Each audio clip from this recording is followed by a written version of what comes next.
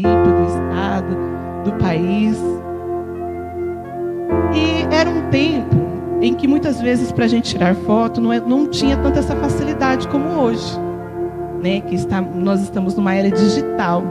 Nós precisávamos ir numa loja, que era um estabelecimento comercial, onde revelava as fotografias. Então imagina a ansiedade, nós fazíamos aqueles aniversários, encontros de famílias, viagem, e muitas vezes, aí tínhamos que escolher primeiro, né? Você vai comprar um filme de 12, 24 ou 36 pose. Aí, o de 36 pose era para quem tinha mais dinheiro, né? Então, mas a gente ficava muito contente quando conseguia comprar. Aí vinha a ansiedade. Depois que você tirou as fotos, você chegou do evento, teve aniversário, noivado, chegou da viagem, e agora para revelar? Não era instantâneo, irmão Valdo. Agora para revelar semana, 15 dias. E quando chegava, que nós íamos para retirar a foto, era no envelopinho. Eu me recordo que as fotos eram no envelope e era amarelo ou verde, esse envelope branco, né? Sempre com detalhes. E ali, ansiosamente, a gente já começava a folhear no balcão. E eu era em Pompeia lá que eu revelava, né? Era o fotógrafo Eurico na época. Eu me recordo que ele sempre colocava um albinho simples de plástico, mas tinha aquela seção assim, aqueles álbum capa dura, aonde você colocava assim 4, 6 fotos numa página. A foto teria mais durabilidade. Eram álbuns mais caros, mais sofisticados. Então, quando nós ficávamos ali, ficávamos olhando a possibilidade também de aderir àquele álbum. Aí também tinha aquele binóculo com lente de aumento, que é chamado de monóculo, né, na verdade, que era um objeto. Isso daqui é para quem que tem mais de 25 anos de idade, vai lembrar, que ia na casa dos avós, do tio, pegava aquele monóculo, tinha uma pequena foto, mas tinha uma lente de aumento, então nós olhávamos e conseguíamos ali reviver, recordar toda aquela situação, daquela história, naquele momento que foi tirado. E às vezes nós conhecíamos assim os nossos avós, os nossos bisavós desse jeito, eles mostrando pra gente quem que era quem ali. E hoje não, hoje nós estamos num tempo totalmente diferente. Hoje é o tempo digital, fotos instantâneas, hoje é o tempo da selfie, né? E eu vejo a Bíblia, assim, quem tem uma mente fértil, uma mente de um bom leitor, eu vejo a Bíblia como um grande álbum de família, aonde tem diversos princípios, porque família, estamos aqui num culto especial do Dia das Mães. Mas há aqueles que nasceram, sua mãe muitas vezes partiu para a eternidade no parto. Ou no decorrer dos anos, a sua mãe partiu para a eternidade. Há quem não teve oportunidade de conhecer sua mãe porque foi abandonado. Mas tiveram figuras de autoridade, um pai, uma avó, uma tia, um tio, uma prima. Alguém que exerceu esse papel, que se preocupou com você, porque família é assim. Acompanha a gente desde o berço até o momento que a gente morre, até o caixão, né? Família é onde se formam os nossos princípios, os nossos valores, o nosso ensinamento de fé. E hoje, neste grande álbum de família, eu quero refletir com os irmãos sobre um retrato de família do jovem Timóteo. Abre sua Bíblia comigo, no livro de 2 Timóteo, capítulo 1. No livro de 2 Timóteo, capítulo 1.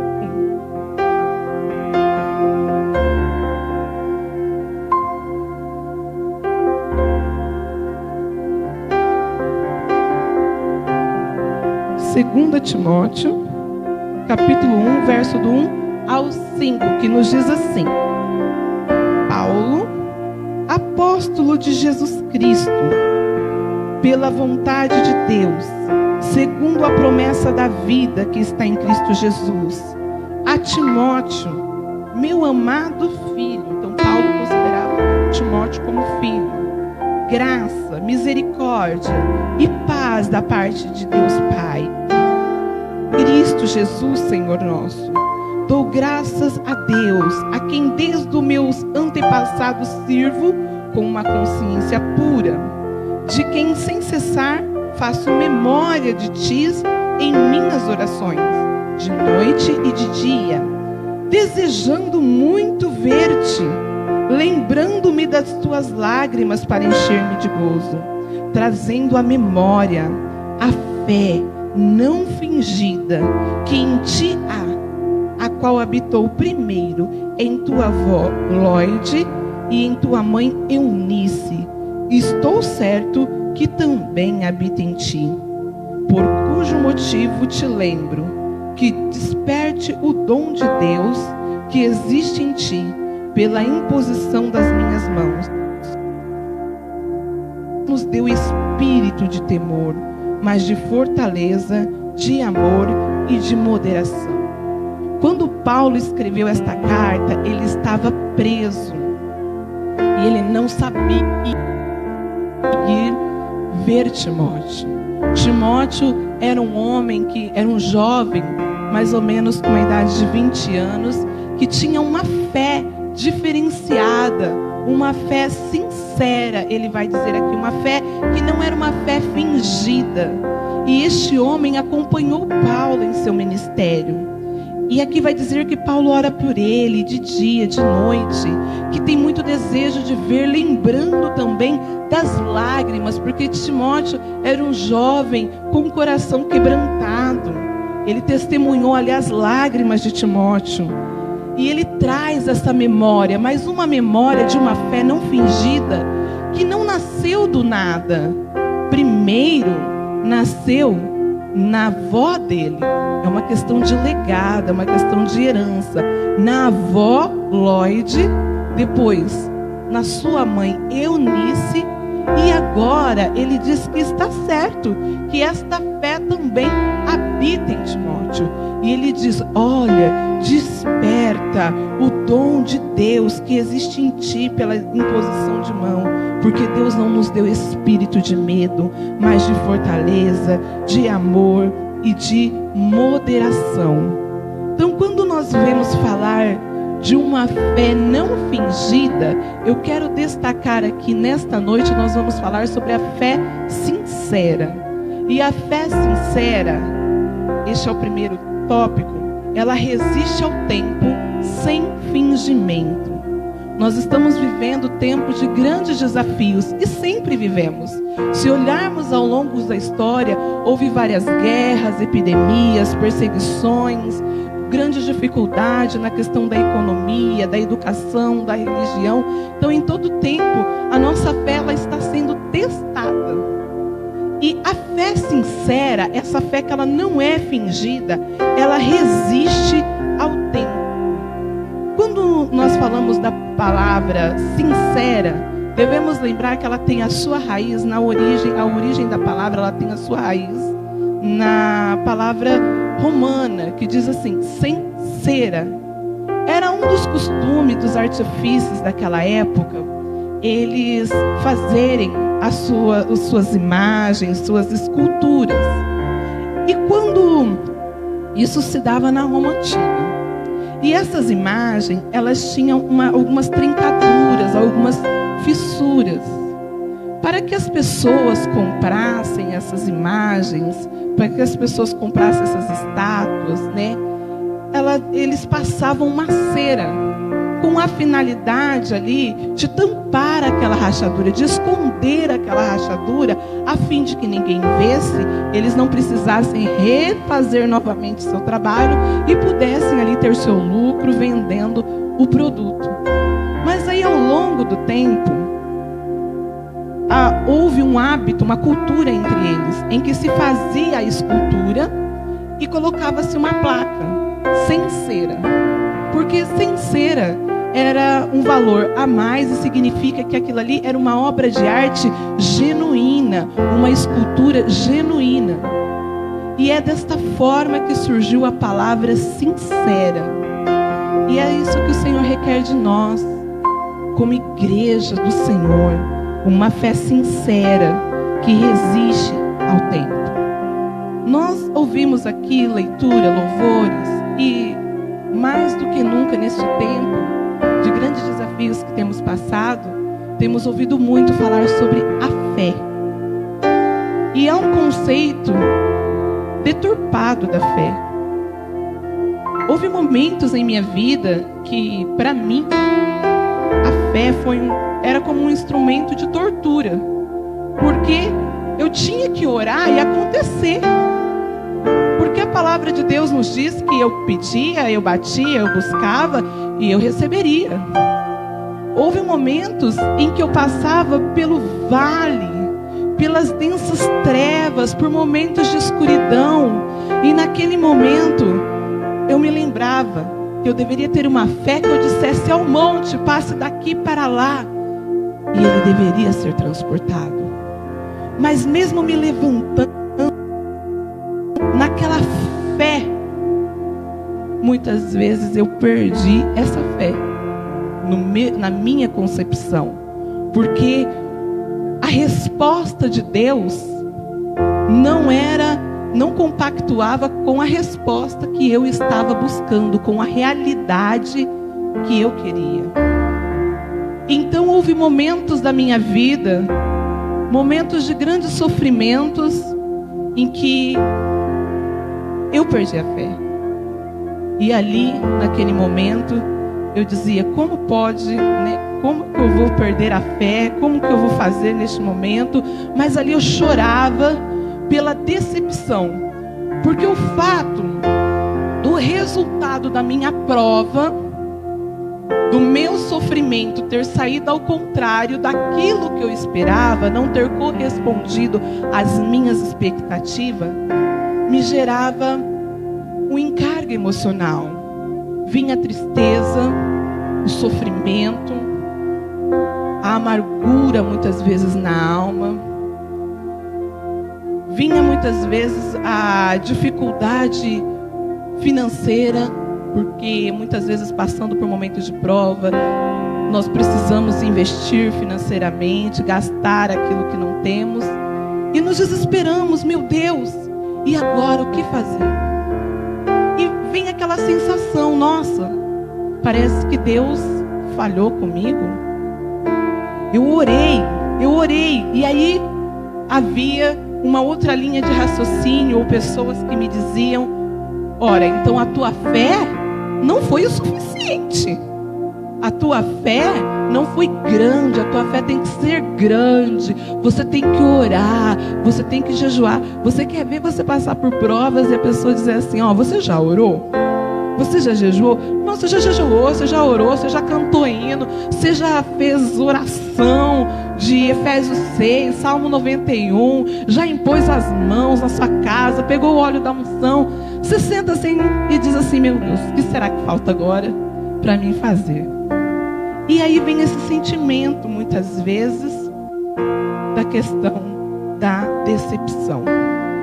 Mas nesse momento que eu entendia, no meu raciocínio limitado, que eu perdi a fé, então, a palavra de Deus, ela me ensinou. Abra a tua Bíblia comigo, no Evangelho de 1 Pedro, capítulo 5, versos 6 e 9. 1 Pedro, capítulo 5, versos 6 ao 9.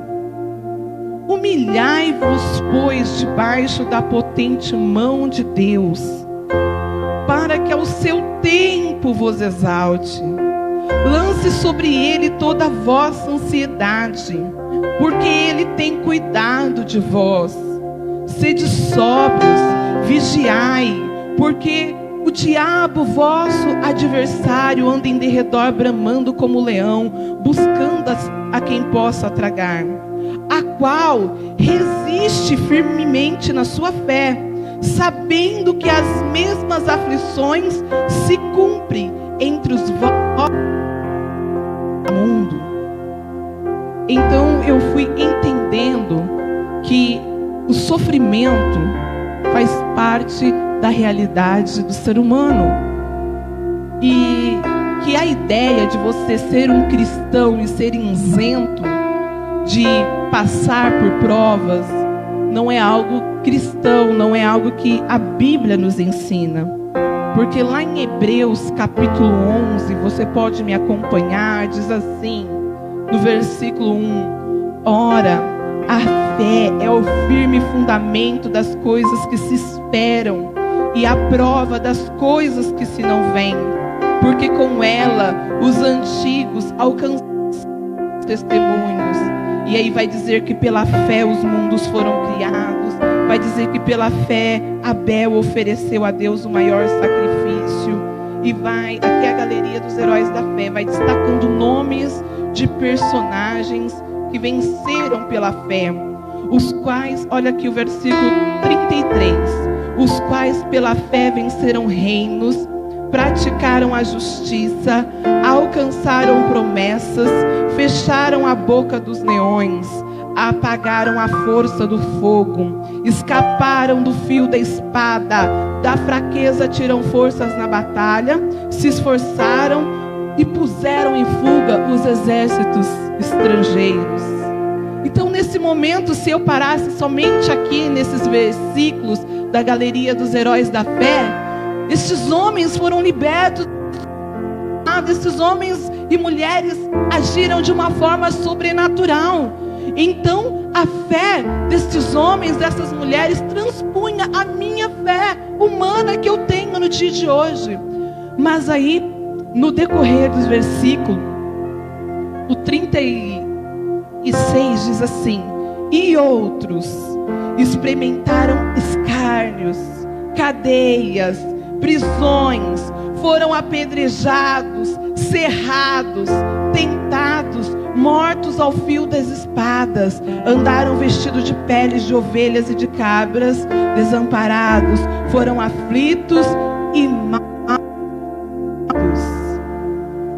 E ainda vai dizer assim: errantes pelos desertos e montes, andaram por covas e cavernas da terra, e todos estes tendo testemunho pela fé, diz a parte A do versículo 39 de Hebreus capítulo 11. Então há uma ideia de que o cristão ele é isento ao sofrimento, e muitas vezes quando advém situações como essas, de pragas, de desemprego, de dificuldades econômicas, muitas vezes de perseguições, nós nos sentimos, há um sentimento de um desamparo, que Deus está irado conosco. A primeira coisa que passa na nossa mente, muitas vezes nós vamos dizer assim: vem a prova, o primeiro pensamento que vem: Senhor, aonde eu errei? O que eu estou fazendo de errado? Aí você faz um checklist, né? Aí você não identifica nada. Se você identifica, você coloca em ordem o teu altar. Aí se você não identifica, você parte para o marido. Aí daqui a pouco você parte para os filhos. Aí põe a casa toda. E às vezes as coisas não acontecem naquele dia, no momento determinado. Então nós vamos ver aqui que a fé, ela é um relacionamento com Cristo. Muitos se apostatam, se afastam da fé, porque eles apenas creem. Crer é uma aceitação de um pensamento. Eu creio que Jesus salva, eu creio que Deus é bom, eu creio que Deus dá a vitória, que a vontade dele é boa, perfeita e agradável, mas não me disponho a um relacionamento. Eu venho para a igreja, muitas vezes sou um cristão e posso me comportar como sendo um cristão somente Marta, trabalhando, fazendo grandes eventos, organizando trabalhos, mas o relacionamento eu me torno negligente. E é isso que o Senhor quer resgatar em nós, que o Espírito Santo, que nós tenhamos sinceridade na nossa fé, que a nossa fé não seja algo que nós apenas cantamos canções lindas de fé, fazemos poesias lendo versículos de fé, colocamos publicações no nosso Facebook, fé, mas que a nossa fé seja uma fé sincera, uma fé sem fingimento, que tenha os seus fundamentos num relacionamento com Cristo Jesus. Porque a fé vem pelo ouvir de Deus. Então eu creio nas verdades do Senhor para a minha vida, eu ouço, mas eu preciso me aperfeiçoar, me aprofundar, preciso de uma maturidade espiritual. E este crescimento eu só alcanço através do relacionamento. Aparentemente, nós podemos ter uma postura de pessoas, mulheres, homens, jovens, adolescentes, crianças, cheios de Deus. Mas o que o Senhor requer de nós é uma sinceridade. Quando nós entramos dentro do nosso quarto, no nosso momento de intimidade, no nosso local de oração, e temos o coração quebrantado. No livro de Joel vai dizer que Deus não quer que nós rasguemos somente as nossas vestes, porque naquela época era comum eles rasgarem a veste como um sinal de arrependimento. Mas Deus estava querendo mais. Deus estava pedindo para eles: eu quero que vocês rasguem os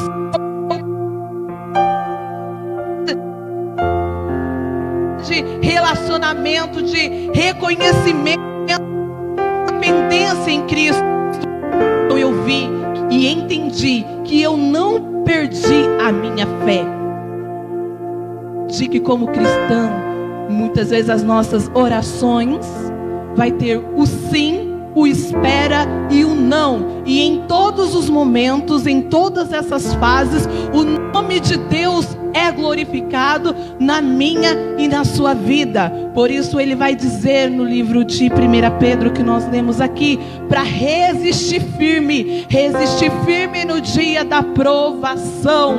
Nós precisamos suportar, permanecer na presença de Cristo. Aleluia. A fé sincera é uma fé exercida dentro de casa. Os historiadores dizem que Eunice provavelmente casou com um homem gentil, que não era judeu, provavelmente era um grego. E que nesta época, provavelmente o pai de Timóteo já havia falecido ou ido embora daquele lugar, porque a Bíblia não menciona o nome do pai, mas menciona o nome da avó e o nome da mãe. Eu não sei qual a realidade deste contexto, porque isso é um fundamento histórico, um parecer histórico que eu estou trazendo aqui para vocês, mas o que eu sei foi que duas mulheres decidiram não apenas crer, mas ter esta fé sincera, sem máscara, na integridade. E foi uma fé exercida dentro de sua casa, porque Lloyd conseguiu influenciar e deixar um legado para Eunice. E Eunice conseguiu marcar a vida de Timóteo através dos ensinamentos da fé. E é esta fé que o Senhor quer que nós vivenciamos dentro do lar. Uma fé sem máscara de piedade. Uma fé que se revela nos bons costumes. Uma fé que não é exercida com uma atitude de conveniência. Porque quando nós temos o conhecimento da palavra de Deus, olhamos para dentro dos nossos lares e vemos que certos comportamentos não estão alinhados com a vontade de Deus, e mesmo assim nos tornamos negligentes, estamos sendo convenientes. O desafio, a palavra de Deus para você nesta noite é para que você se levante como homem, como dispenseiro espiritual dentro do teu lar, para que você se levante como mãe, como intercessora, como Débora dentro do seu lar e guerreie. Coloque no lugar, venha clamar a Deus, pedindo para que Ele venha com um prumo, para que Ele venha alinhar as coisas conforme o seu propósito. Porque somente assim, tendo uma família fundamentada nesta fé sincera, os nossos filhos, netos, sobrinhos crescerão, se tornarão pessoas e verão a imagem de Cristo em nós. A fé sincera, ela resiste ao tempo. A fé sincera e ela é uma fé exercício de casa. A fé sincera também é uma fé operante. Muitas vezes nós dizemos assim: eu sou uma mulher de fé, sou um homem de fé, eu creio na palavra. E pensamos 10 vezes para levantar do sofá da nossa casa, para fazer uma oração, para fazer uma ligação, para suprir a necessidade de alguém que precisa de intervenção, de um aconselhamento. A fé que o Senhor nos ensina, ela é uma fé operante.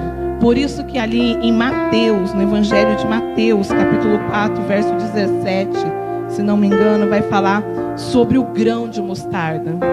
Quando nós falamos sobre o grão de mostarda, a impressão que dá é que nós estamos falando da fé ser pequena ou ser grande. Se for grande, o monte vai sair do lugar. Se for pequena, vai ficar tudo como está. Então, minha irmã, se você orou, não aconteceu, é porque sua fé está pequena. Se você orou, aconteceu, é porque sua fé, nossa, é uma fé grande, uma fé viva. A nossa fé, através dessa parábola, o Senhor quis dizer como um grão de mostarda, não é na questão da dimensão da fé, em questão de tamanho, mas em questão do que ela pode realizar. Porque o grão de mostarda, ele é um grão muito pequenininho. É um grão muito pequenino, o grão de mostarda. E este grão de mostarda, se ele pudesse se olhar, muitas vezes ele diria assim: olha, eu não... Mas quando ele é lançado na terra, ele produz, ele se torna uma árvore tão grande, que se ele tivesse consciência para falar o que uma semente não fala, né? Nem pensa, ele até admiraria o tamanho que ele alcançou, a resistência, a profundidade de suas raízes. E é esta fé que o Senhor quer, que muitas vezes nós olhamos para a nossa vida e dizemos assim, diante do problema e da dificuldade: eu vou pedir para o pastor por mim, porque a minha fé é pequena demais. Mas é isso que o Senhor quer nos ensinar através dessa palavra, que você pode orar, interceder através da palavra de Deus. Porque a tua fé pode parecer pequenina, mas se você deixar ser lançado através da oração, do relacionamento com Cristo, ela vai crescer, ela vai se tornar uma árvore frutífera. Porque muitas vezes nós somos como cristãos que se tornamos uma grande árvore frondosa. E o Senhor nos quer assim? Quer que nós sejamos uma árvore frondosa, mas uma árvore cheia de frutos. Porque se não tivermos frutos, as pessoas que passarem pelo caminho poderão parar ali naquela árvore, deitar por um tempo. Mas quando a fome vier, não tem fruto, partirá. Quando nos tornamos uma árvore frutífera, ali as pessoas vêm, permanecem e nós conseguimos tocar vidas, impactar vidas, porque nós temos o fruto. A fé sincera, ela é uma fé viva, é uma fé que te mobiliza. Por isso que vai dizer assim: Timóteo, desperta o dom, a fé que há em ti. Esta fé de sair do comodismo, aonde nós vemos a necessidade, nos colocamos à disposição. Por que Paulo está dizendo isso? Paulo está dizendo porque está vendo em Timóteo que ele pode muito mais.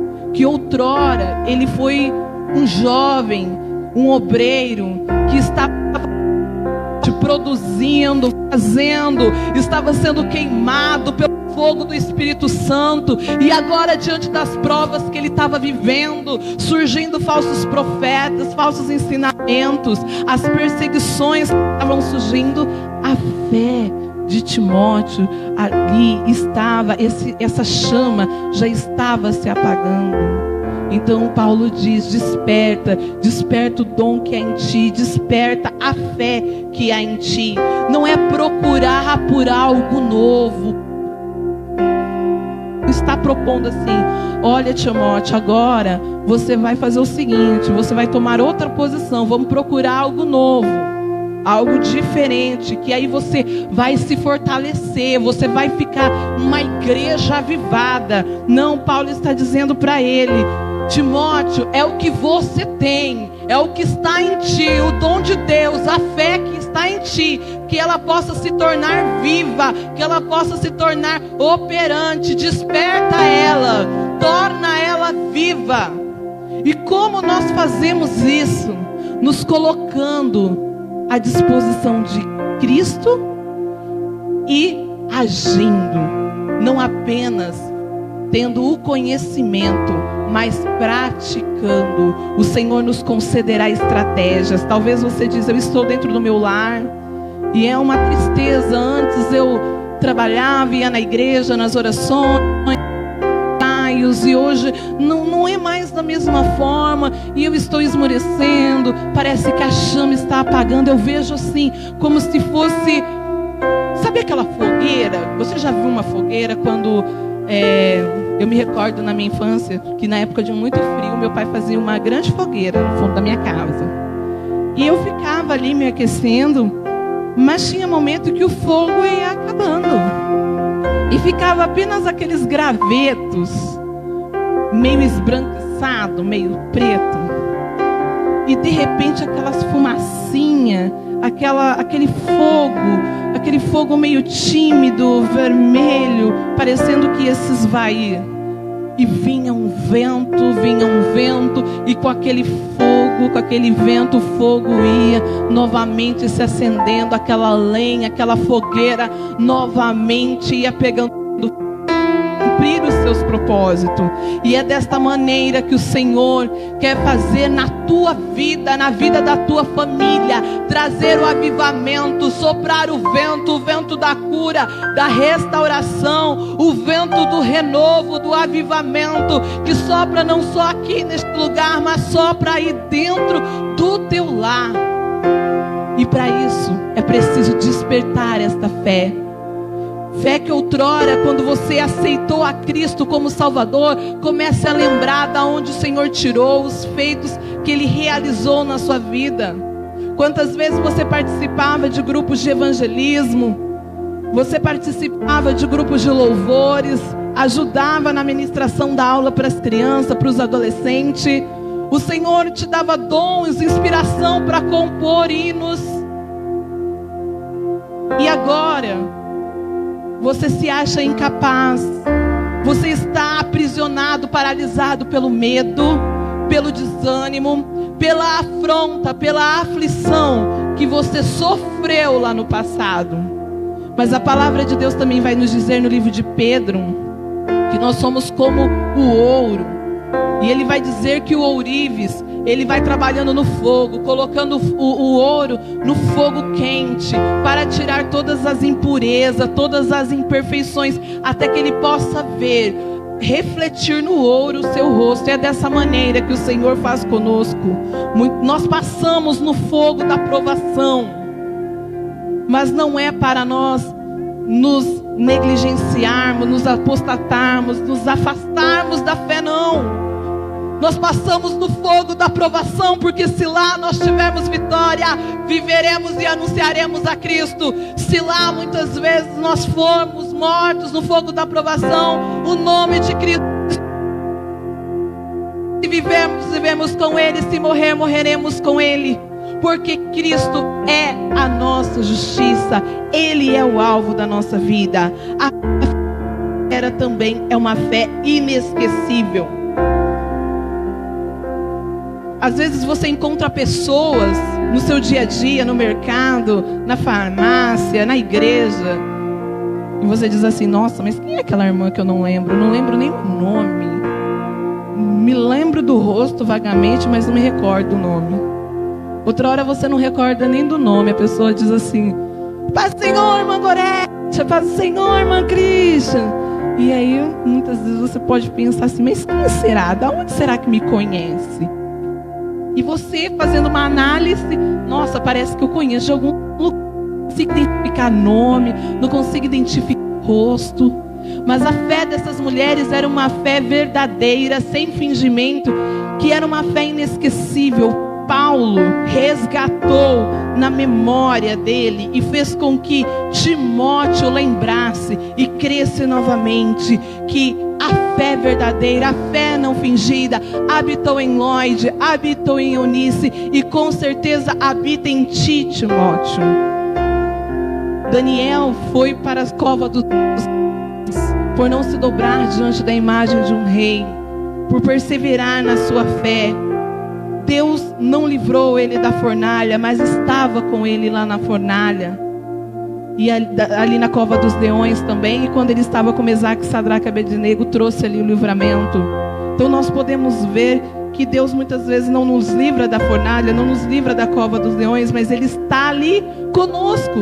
Porque esses ambientes hostis são ambientes a qual a nossa fé é testada e aonde o nome de Deus é engrandecido. Seja qual for o seu querer, a sua vontade em nossas vidas. Porque se não assim, nós estaríamos tratando Deus como o nosso patrão. O Senhor faz, acontece. E se não acontecer, nós viramos cristãos ingratos, filhos murmuradores.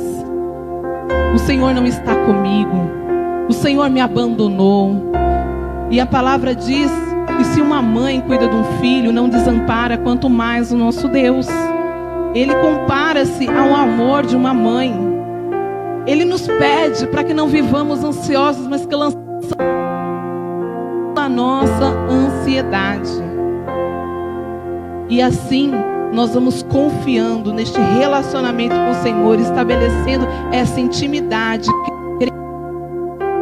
em sua vontade perfeita e agradável. Porque sem fé é impossível nós agradarmos a Deus. Que prossigamos com fé, pois quem dele se aproxima precisa crer para que ele existe e que recompensa os que os buscam. Hebreus capítulo 11 e verso 6. Sabemos também que a tribulação produz a perseverança, e a perseverança um caráter aprovado, e o caráter aprovado produz a esperança. 1 Coríntios capítulo 10 e verso 13. Lembremos também, como diz em 2 Coríntios capítulo 4, verso 16 e 17, que não devemos nos desanimar, embora o nosso homem exterior estamos sendo renovados, pois o nosso sofrimento leve é momentâneo e está produzindo em nós uma glória eterna que pesa mais do que todos eles. Seja nos momentos de paz, a nossa vitória é certa em Cristo. E vemos e cremos na presença de Cristo conosco em todos os momentos em nossa vida. A Bíblia nos diz que nós passaremos por aflições no mundo de bom ânimo. E Jesus diz assim: eu venci o mundo. Então a presença de Cristo, a nossa vitória não está na ausência de de tribulações, ausência de decepções, mas sim a nossa vitória está na presença de Cristo conosco, caminhando conosco dia após dia, nos aprofundando neste relacionamento com Cristo, porque o que é nascido de Deus vence o mundo, e a vitória que vence o mundo é a nossa fé. Carlos Spurgeon diz: precisamos de vento e tempestade para exercitar a nossa fé, para arrancar o ramo podre da autodependência e nos enraizarmos mais em Cristo Jesus.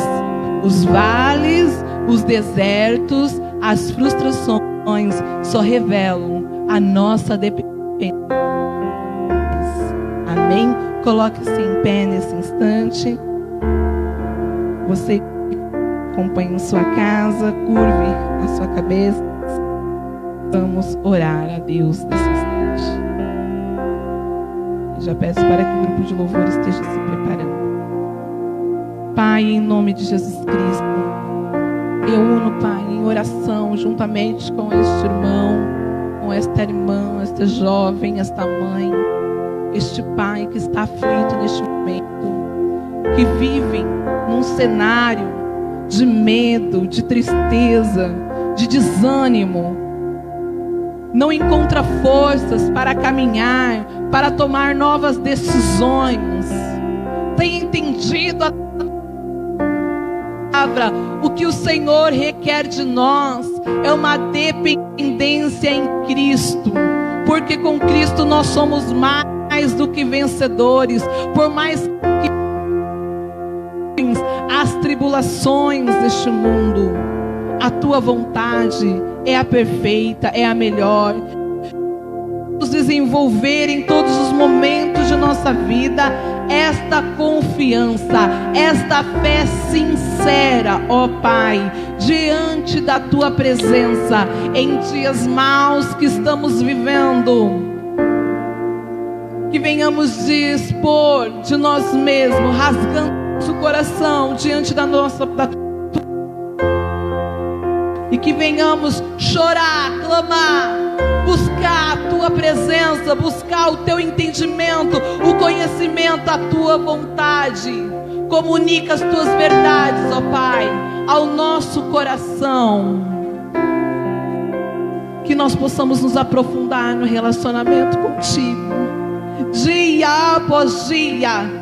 Este é o nosso desejo, para que possamos triunfar sobre este mundo, exercendo a nossa fé e dizermos como Jó, que passou tantas aflições, tanta provação, mas disse: agora eu não conheço Deus somente de ouvir falar, mas agora eu vejo que nós possamos ver a tua mão nos guiando, nos livrando, trazendo alegria, trazendo paz aos nossos corações. Aleluia, engrandecido seja Deus.